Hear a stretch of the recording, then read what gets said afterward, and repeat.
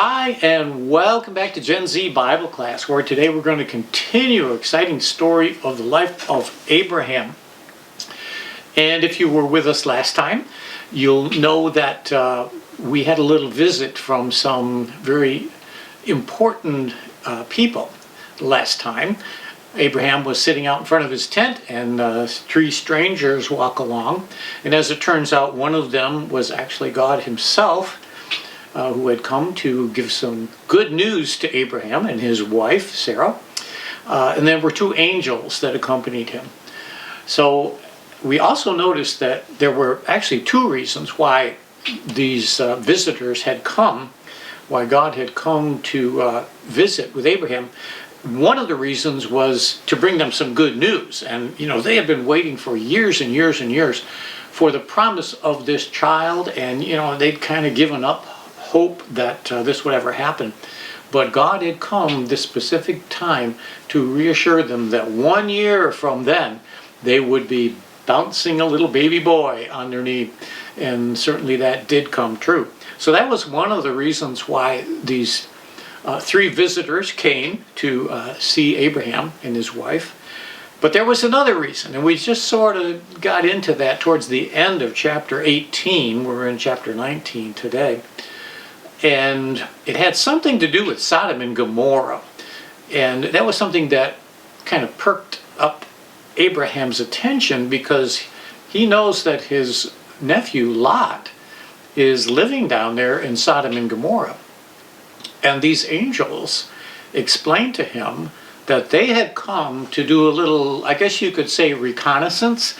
They had come to see what was going on in Sodom and Gomorrah. And we also remember in the last chapter that the Bible says that there was a cry that had gone up from Sodom and Gomorrah against all of the evil that was going on there.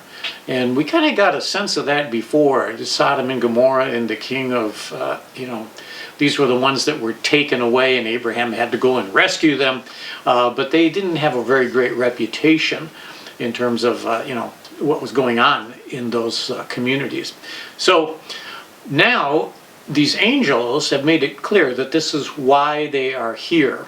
And they let Abraham know this. And that's kind of where we pick up here in chapter 19, starting in chapter 19. So we'll read a couple of verses.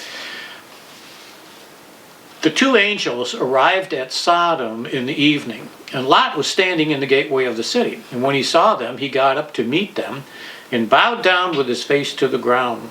"My lords," he said, "please turn aside to your servant's house, and you can wash your feet and spend the night, and then go on your way early in the morning."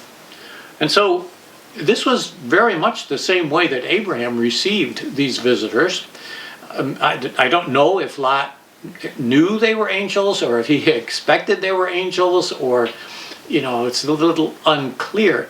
But whatever he perceived of them, he treated them with great honor. And I guess that would have been something in that culture that you would have done anyway.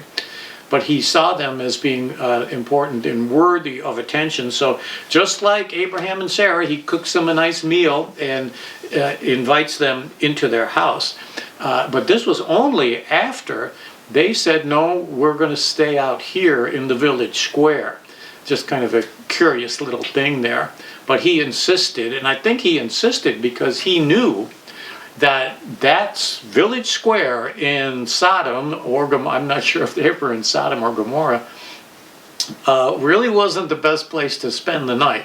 And I think he knew that, Lot knew that, because he knew the people there. And it was not a safe place. It's kind of an interesting thing, we think about different cities, and some cities are described as being safe and, nice to live in. Others, you wouldn't want to walk the streets at night because of the reputations. And really, it has to do with the people within the city and what's going on in their hearts. What kind of lifestyles do they live? So Sodom basically was not a good place to be living.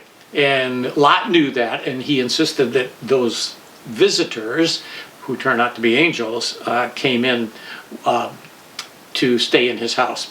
So next thing that happens, verse 4, starting at verse 4. "Before they had gone to bed, all the men from every part of the city of Sodom, both young and old, surrounded the house. They called Lot, Where are the men who came to you tonight? Bring them out to us so that we can, I'm going to use the term abuse them, because I'm not sure, what kind of scrutiny we get here by the words we use. But this is not a very nice situation. And it is, very truthful the way the Bible describes what is happening. This is not a good thing. And we're learning, well, remember, this is why these angels came, to prove what was going on in Sodom. And it did not look very good in terms of the activity and the behavior of the men of that city. So we can see the depravity. We can see how far that the population of Sodom had gone away from God's principles and away from God's plan. This is probably not going to bite them very well when it comes to the question of whether they'll be judged or not. So we continue on in verse 6. Lot went outside to meet them and shut the door behind him and said, "No, my friends, don't do this wicked thing. Look, I have 2 daughters who have never slept with a man. Let me bring them out to you, and you can do what you would like with them. But don't do anything to these men, for they have come under the protection of my roof." That's a little weird. But we have to appreciate the fact, and we've already mentioned this, they're living in a different culture. And the Bible hadn't been written yet, the law hadn't been given yet. And probably at that time, there was what was called the Hammurabi Code, which was kind of a universal set of laws that most people accepted at that time. And since they hadn't received yet, the Jewish people, Abraham, hadn't received specific instructions like Moses would later as to how to live your life, they just kind of went with the flow. So, the Bible is very honest in how it depicts what was going on. And we can see here that this was just not good. And the idea that he would give his 2 daughters to these men to do whatever they wanted with her just kind of rubs you the wrong way. But that was the culture, and that was the situation. I think we can appreciate the respect that the Bible overall plays towards women, even though in those ancient cultures they were kind of low on the totem pole, unfortunately. So, well, what happens next? Not a very good reaction. Verse 9, "Get out of our way," they replied. "This fellow came here as a foreigner, and now he wants to play judge. Well, we'll treat you worse than them." They kept bringing pressure on Lot and moved forward to break down the door. So what do we learn here? Well, what do we learn about Lot and his place in this community? They said, you're this outsider, and you've got some nerve coming here to tell us what we should do. You're judging us. And they didn't appreciate that. Of course, nobody does. Nobody likes to have fingers pointed at them and telling them they're doing something wrong. But in this case, they really deserved it. And, that's kind of part of the role that we play as Christians in this world, by standing for what is right. And sometimes that makes people feel a little bit on edge, because they don't want to be, they don't want people to point their fingers at them and tell them about all the things that they're doing wrong. But this is really kind of a necessary thing when it comes to our role in being salt in the earth. I think that's why they use that expression for Christians, that we are like salt in the earth. We have this preserving effect, but also we can rub people the wrong way when we tell them what's wrong. And these people were upset. They did not appreciate Lot, looking down on them. And I think this all kind of goes to remind us of the mistake initially that Lot makes or maybe I should say the lack of discernment that Lot uses when he decides to, move in with these people.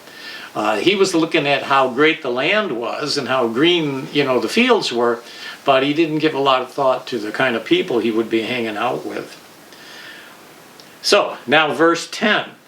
"But the men inside reached out and pulled Lot back into the house and shut the door. And then they struck the men who were at the door of the house, young and old, with blindness, so that they could not find the door. I guess one of the questions you could ask, well, so here are the angels now. Lot was there trying to protect them. And now they got to reach out and pull him in the house and protect him, because those people weren't going to put up with Lot any longer. And at this point, I guess one of the questions I might ask, or you might think, was why did these angels wait so long? I mean, I don't think it was like God really didn't know what was going on there. But I think it had something to do with them allowing the people in Sodom to act out and to prove how much at fault they were, how immoral they were, how far they had gone from God's plan and from God's established order.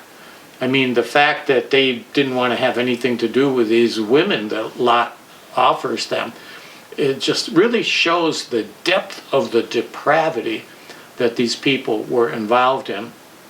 And of course now, I think that's pretty much all the angels needed to know. We've given them, what's this expression? You give them enough rope and they'll hang themselves. Well, it's kind of what happened here. There was just no question about whether these people deserve judgment or not. So, basically, what happens next is they encourage Lot to gather up all of his people, like his family. And, now Lot knows what's going to happen. He knows this judgment is going to come. And they allow him the opportunity to save whoever he can convince needs saving. I think, in a way, that was the role that Noah had played earlier when he was there building the ark, and he was warning everybody about this judgment that was to come. Of course, nobody paid attention to him, and very few people paid attention to Lot. You get the sense that even his wife and his daughters might have been a little reluctant to go with him, because the angel says, you got to gather them up and, take them with you. And they might, even if they don't want to go, it's for their own good, because if they stay here, well, they're going to be toast. Lot tries to convince his future son-in-laws to go, and that didn't work out either, because they just thought he was crazy. And again, in this culture, you have a situation where somebody, a young girl, would be promised to a young man, and that would mean they were engaged. They were betrothed to each other. So both of Lot's daughters had these young men that they were betrothed to. And of course, Lot wanted them to come along as well. But we see that they refused. They just didn't want, they thought he was crazy. They thought he was, insane. They just didn't believe him, which is, I guess, something that happens from time to time. You can see somebody doing something that's wrong, and you can see very clearly what's going to happen to them if they, go along with that, if they continue on in the way that they're going. But there's nothing you can do about it. You can warn them, you can beg them, you can plead with them. Come on, do what's right. This is going to cost you your life. But, we said before, God has given us all a free will to make up our own minds. And Lot could not make that decision for them. So, we continue on. I'm just kind of narrating this at this point. I'm not reading the verses, but basically what happens, there's this real urgency for Lot to leave and to bring his family with him. They even say, take them by your hand, like even if they don't want to come, just drag them along to get them out of there. Of course, the son-in-laws will not come, so they're lost. So it ends up being just Lot, his wife, and his two daughters who are fleeing the city and are taking, this warning to heart. Then this is another curious little part of the story. For some reason, I guess he didn't feel like he could make it to a place of safety. Now, they were encouraging him to go flee up into the mountains Of course, that's where Abraham was, up in the mountains. Remember, he decided to stay up there. And for some reason, maybe he thought it was too far, maybe he thought his wife wouldn't make it. But he pleads with the angels to let us stay in this little village over here, just on the edge of the valley. It's a little place called Zor. And the angels, I guess they considered, and they said, okay, we'll let you stay there. And then as a result, that little village of Zor was saved from the destruction. If Lot hadn't asked to find respite there, the little village of Zor would have been no more. Excuse the rhyme, but they would have been under the same judgment. So I guess maybe there's kind of a lesson there too, like we were talking about how we as Christians are the salt of the earth, and the salt has a preserving effect. And for those lucky people in Zor, Lot decided to hide there and seek refuge there, and as a result, those people were protected. So probably a little lesson there as well. Well, how does this all end up? Well, this is probably one of the parts of the story that most people think about when they think about Sodom and Gomorrah. But we're going to read this part, and this starts in verse 23. By the time Lot reached Zor, the sun had risen over the land, and then the Lord rained down burning sulfur on Sodom and Gomorrah from the Lord out of the heavens. Thus he overthrew those cities and the entire plain, destroying all those living in the cities and also the vegetation in the land. But Lot's wife looked back, and she became a pillar of salt. That's the part that everybody remembers. Lot's wife turning into a pillar of salt. Now, this is where it gets kind of interesting. God is God, and when he meets out judgment, he can do anything he wants.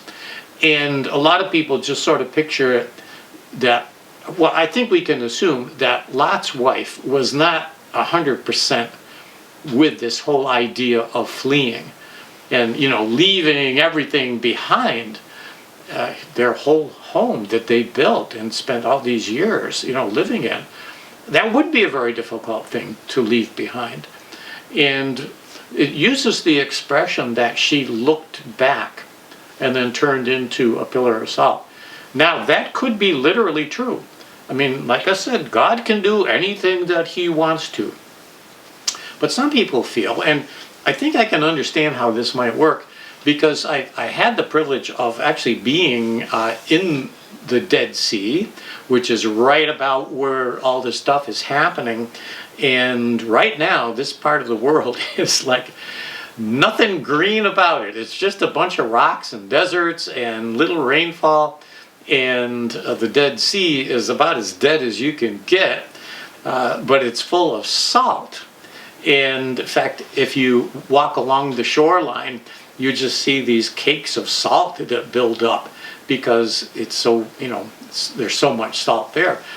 And whatever happened, we don't know specifically what God did in terms of judging them, but we do know fire came down from heaven. And I'm just guessing another thing that could have happened is maybe she started heading back. And, maybe she left her cell phone in the living room, I don't know, and wanted to go back and get it. But in the process, she would have been suffered, from all the fire and brimstone and the stuff that was falling down. But they know one of the things that does happen there is that there are objects that get encased in salt, and there are actually pillars that have things inside of them, and the salt has formed around these objects. So that's another explanation if you don't like the idea that God just snapped his finger and turned her into salt. But that's the thing. When we talk about God, he can do anything, and he can do it any way he wants to because he is all powerful. So it doesn't, I guess in my mind, it doesn't really matter too much how that whole turning into salt thing happened. But I think the real thing is, and this is the important thing, you do get the sense that Lot's wife was just not on board with this. And her heart, her mind, her spirit was, back at home. in the good old days. And I think there's some good lessons that we can learn from this story. Well, we'll just read the last few verses, which bring us back to the perspective of Abraham in verse 27. Early the next morning, Abraham got up and returned to the place where he had stood before the Lord. He looked down toward Sodom and Gomorrah and toward all the land of the plain, and he saw dense smoke rising from the land, like smoke from a furnace. So we're kind of back to that scene where we left Abraham in chapter 18. And, you know, he's standing there looking down on Sodom and Gomorrah with those angels. And he goes to bed that night and wakes up the next morning. So most of what we just read about must have happened that evening, that night. Now we know that Lot does survive. Lot and his 2 daughters. And evidently those were the only 3. Remember the last time when Lot was pleading with, or when Abraham, was pleading with God about, well, if there's just 50 people, will you destroy it? And he gets down to if there's just 10 people, will you destroy the city? And God says no. Well, evidently, we know that only, 4 people actually left. But even then, God was merciful to them. But he did go ahead and destroy those cities, which, you know, so richly deserved it because of the way they were living their lives and because of all the people that were being hurt by them. So Lot does come back. He meets with Abraham and he tells him the whole story, and that's how we know what went on. We know the details of the story because Lot had survived and he was able to share that with Abraham. Well, what do we take away from this? And again, we remember that all these stories in the Old Testament are there to teach us universal lessons. And I think one of the main lessons that we learn when we look at Lot and the decisions that he made has to do with this idea about who do you hang out with? You know, he saw the green, lush valley and thought that'd be a great place, and probably in terms of farming it was. But the people there, you know, you can't isolate yourself from the community that you were living in. And, you know, he could go in there and pretend that everything was okay and they're all getting along with each other until something like this happens. And then the people, his so-called neighbors and friends, show their true colors. What is this outsider doing here telling us what we're doing is wrong? He has no right to do that. And so Lot finds out that he invested a lot of time and a lot of his life in something that just wasn't worth it. And I think we all have a similar decision to make. You know, are we, as we said before, God has an established order of things, the way that if you live your life this way, you will be blessed. If you rebel against God, not so much. In fact, you will suffer the consequences and this is, you know, the ultimate example of that is this judgment that came upon Sodom and Gomorrah. I think also, as we think about our lives as Christians, we need to understand that we need to make a break from the sinful elements that maybe we once were involved in. And this is all part of what we would think of as spiritual growth. The closer you get to God, and the more you learn about Him, and the more you come to understand that following Him will bring you great blessings. It might not make you very popular with Sodomites, but it will bring you eventually great blessings. And I think that's probably one of the main lessons that we learn, as well as the certainty of God's judgment. And again, we've seen the same thing we've already seen when God judged Cain for killing Abel, when God judged the world through the flood, and now here's this other judgment. And it all comes about when people just get so bad that they deserve this judgment. And God warns of the judgment. He's warned us as well that we still have some judgment coming. This world still has some judgment coming.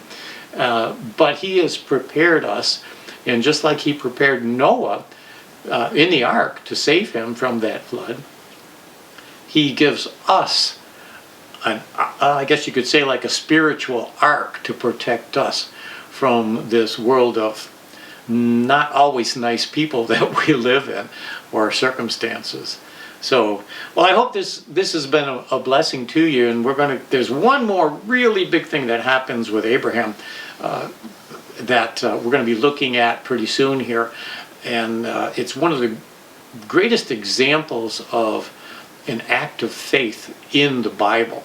So, we're going to be looking at that in the future, and I hope that this has been kind of not the best, happiest story in the Bible, but nevertheless one that is true and one that we can learn some really important lessons from. So I hope next time you'll be able to join us again on Gen Z Bible Class.